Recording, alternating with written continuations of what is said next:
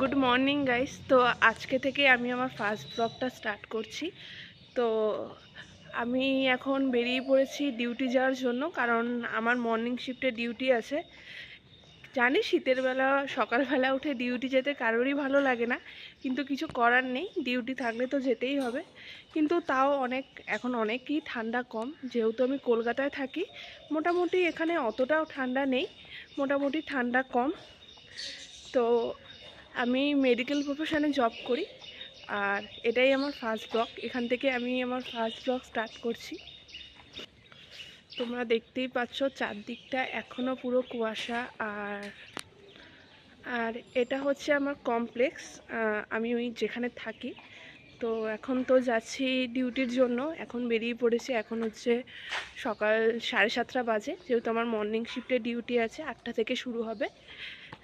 তো চলো টাটা, আবার ডিউটি থেকে ফিরে তোমাদের সাথে দেখা হচ্ছে।